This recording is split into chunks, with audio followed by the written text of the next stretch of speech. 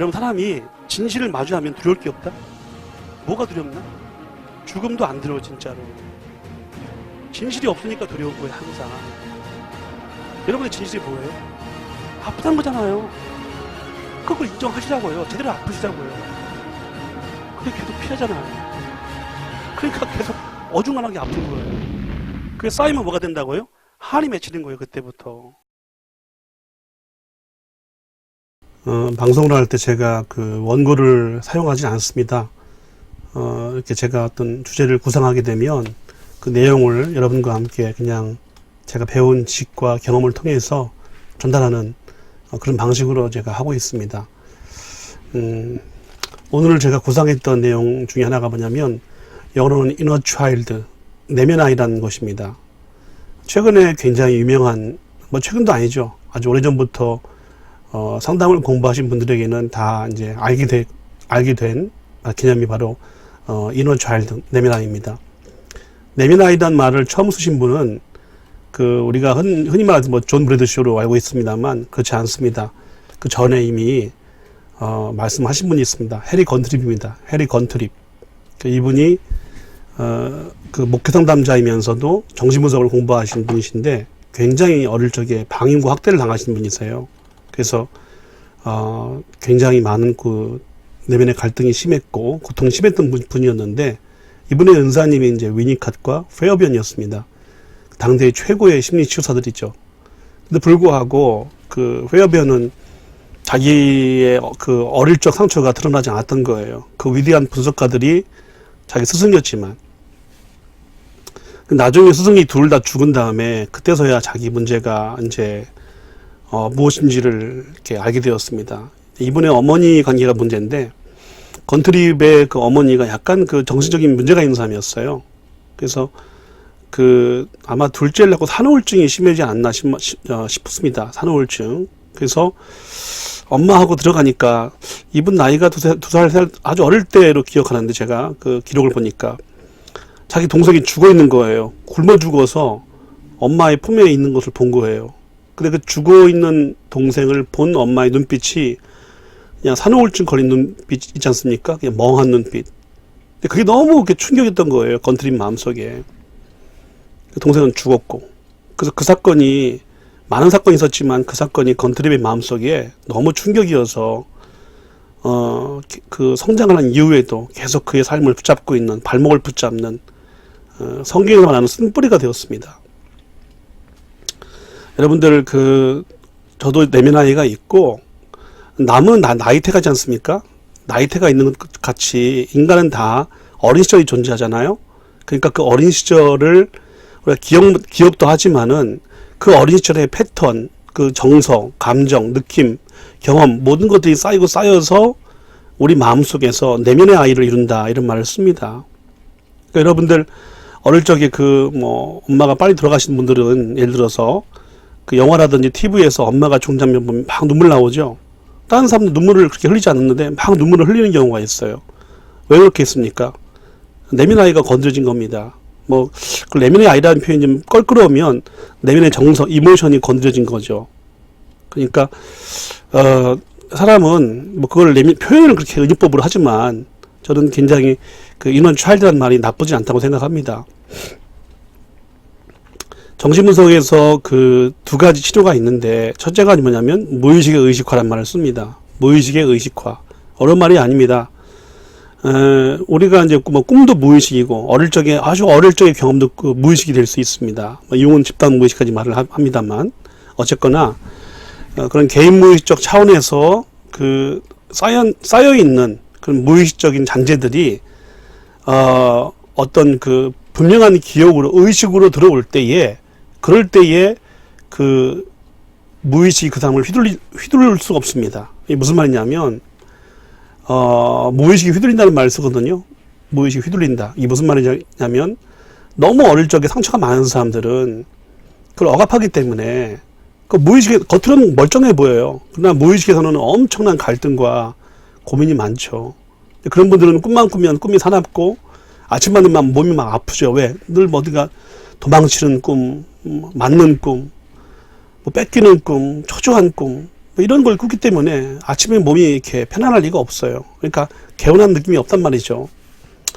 그게 다 어릴 적에 그런 상처들이 치유가 안 돼서 그것이 아직까지 쓴뿌리 남아서 그런 거거든요. 우리의 그 마음이라는 것은 그런 것 같습니다.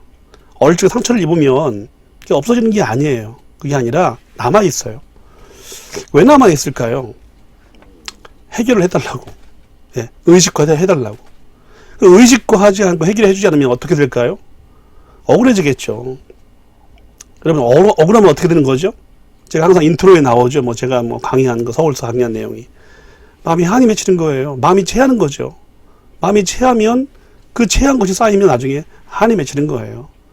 융은 그 한을 바로, 융이 한을 몰랐지만 어쨌든 그 한을 뭐라고 그러냐면 융의 말로 한다면 컴플렉스입니다. 컴플렉스가 내 마음을 지배하고 있는 거예요. 융의 말로 한다면 컴플렉스가 우리를 지배하고 있겠지만 어쨌거나 그 컴플렉스에 우리가 지배를 당하고 있는 것입니다.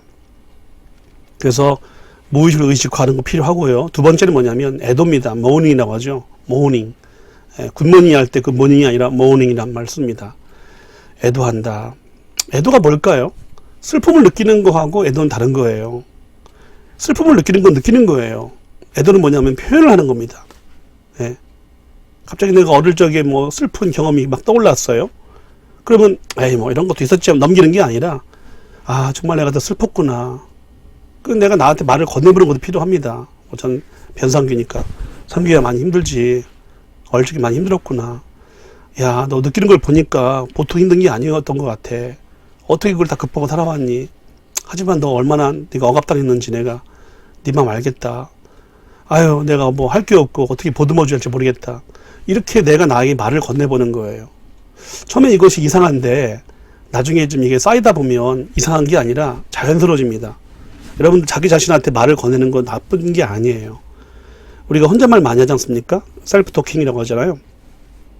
근데 여러분들 이게 나쁜 게 아니에요. 혼자 말을 해야 돼요. 아 이게 화가 나지. 아 이게 슬프지. 아 오늘 정말 뿌듯한데. 와 오늘 대견스러운데 내가 멋있어 보이는데. 이런 게 필요하단 말이죠. 저도 영상을 찍기 때문에 여러분들 제가 얼굴에 뭐가 나거나 너무 눈밑이 처지거나 머리가 눌리거나 피곤해 보이면은요 이게 좀 그 이상한 찝찝함이 밀려와. 이거 다 보일 텐데 어떡하지? 이런 느낌. 왠지 이제 저도 이제 뭔가 느낌이 좋고 조명이 늘 이렇게 비추는데 좀 멋있게 나올 때가 있어요. 예, 멋있단 말 죄송합니다. 하여튼 그럴 때가 있습니다. 기분이 좋잖아요. 그래서 여러분들 스스로가 스스로한테 말을 하는 게 중요합니다. 예. 그걸 이제 셀프 토킹 테라피, 혼잣말 치료라는 말 하거든요. 혼잣말 치료. 저는 그거 필요하다고 생각합니다. 그래서 여러분들, 그럴 때, 내가 나를 바라볼 수 있거든요. 그걸 관조한다. 그래요. 관조한다. 내가 나를 관조할 수 있어야 돼요. 안 그러면 늘 이렇게, 제가 한번 예화를 들은 게 있습니다. 수업 시간에. 이게 지금 마이크잖아요. 자, 이게 안 보이죠? 가리니까 안 보였다고 할지 모르겠지만 그런 게 아니라 너무 가까이 있으니까 안 보이는 거예요. 보이네 마이크가? 여러분들 마이크하고 나하고 거리를 둬야 돼요. 이게 무슨 말이냐면 내가 나와 너무 밀착되어 있으면 보이는 게 없어요. 그럼 사람이 블라인드, 맹목적인 사람이 됩니다. 한쪽을 치우신다 이 말이지. 내가 나로부터 이렇게 거리를 두게 되면 내가 한 말, 내가 하는 생각, 내가 하는 행동에 대해서 이 거리를 두다 보면 뭐가 보여요. 아, 그랬구나. 이 거리를 둔다는 말이 무슨 말일까요? 내가 나에게 여유로워지는 거예요. 여러분들 구원이라는 말이 셀베이션인데 그 뜻이 무엇이냐면 좁은 데서 넓은 데 나아간다. 그런 뜻이 있답니다. 구원이라는 말이. 이게 왜 중요합니까? 여러분들 구원이라는 것이 좁은 데서 넓은 데 나아간다는 의미가 있는 것처럼 치유도 마찬가지예요. 치유도 치유가 될수록 내면이 여유로워집니다. 내 무의식이 여유로워져요. 여러분 여유로워져야 마찬가지입니다. 여러분들 컴퓨터에 하드웨어가 이렇게 여유가 있어야 많은 걸 저장할 수 있지 않습니까? 마찬가지로 마음과 우리 자아에 여유가 있어야 돼. 여유가 없는 게 병이에요. 그럼 조급해지고 초조해지고 그렇습니다. 저도 말이 빠른 편인데 방송하다 보니까 굉장히 말을 느리게 하려고 아니면 분명하게 하려고 말을 굉장히 애를 씁니다. 제가 약간 비음이 강하기 때문에 발음을 정확하게 하려고 무척 애를 쓰는데도 불구하고 듣다 보면 조금 제가 이거 아닌데 하는 마음이 들 때가 있습니다. 하지만 여러분들 어쨌거나 중요한 거는 내가 나 자신을 이렇게 바라볼 때 이렇게 관조할 수 있는 능력이 있어야 됩니다. 저는 그것을 신의 눈이라고 합니다. 하나님의 눈. 이 눈이 참 중요하거든요, 여러분들. 그러니까 내가 나를 그렇게 신의 눈으로 바라본다는 거예요. 교회를 다니지 않아도 상관없습니다. 뭐 부처님도 상관없고 그런 걸 말하는 게 아닙니다. 여러분들 내가 하나님은 그런 점을 믿어요. 하나님은 나와의 관계를 이렇게 잘 할 수 있도록 어떤 능력을 주신 거예요. 예. 하나님과 나와의 관계도 중요하죠. 자연과 우리와의 관계도 중요하죠. 또 나와 이웃과의 관계도 중요합니다. 뭐 친구와의 관계, 가족과의 관계 다 중요한데 정작 중요한 건 뭐냐면 나와의 관계입니다. 예. 그 나와의 관계를 공부하다 보면 그 속에서 inner child, 내면의 아이라는 말이 나올 수밖에 없어요. 뭐 그 얘기는 앞으로 한참 더 하겠습니다만 여러분들 그 상처받은 내면 아이가 이 속에 다 들어있어요. 그러면 그게 걸리지 않습니까? 그러면 별것도 아니고 유치한데 그것에 걸려서 다른 걸 못 봐요. 그리고 그런 말 들어봤죠. 소탐대실. 작은 것을 택하다가 큰 것을 놓쳐요. 인생에서 참 어리석은 것이 그런 것 같아요. 소탐대실. 작은 것을 추구하다가 큰 것을 놓친다는 거. 그게 정말 어리석은 것 같습니다, 여러분들. 왜 그렇게 할까요? 왜 작은 것을 바라볼까요? 그것에 몰입하니까. 왜 그것에 몰입할까요? 그게 일방성이죠. 그게 블라인드예요. 눈이 먼 거예요. 예. 그러니까 여러분들 그렇게 되면 사람이 불행해집니다. 인생이 좁아지고 아주 자기 중심적이 되면서 굉장히 사람이 이상한 방향으로 갈 수밖에 없어요. 여러분들 내면 아이가 다 존재하는데 이 내면 아이가 잘 나올 수 있게 도와주시려면 무의식을 의식화시켜야 된다. 이건 혼자 하기는 어려울 거예요. 상담받거나 개인 분석을 받으셔야지 아마. 물론 책을 받아도 가능하겠지만 그 개인과 개인이 만나서 상담을 통해서 하는 것이 제일 좋습니다. 두 번째가 뭐냐면 애도하는 거.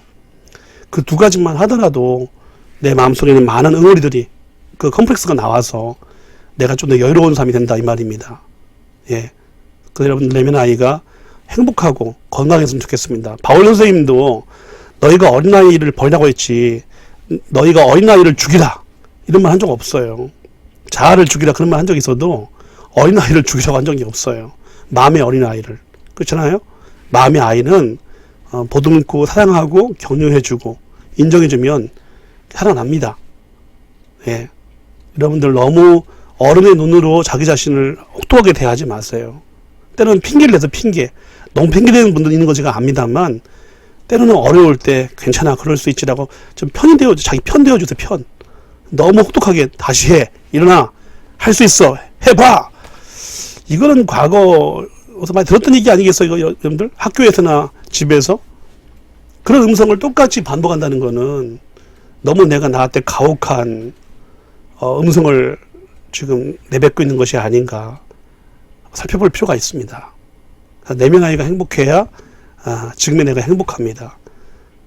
내면 아이와 관련된 자세한 내용을 한 번 더 다뤄서 여러분과 함께 나누도록 하겠습니다.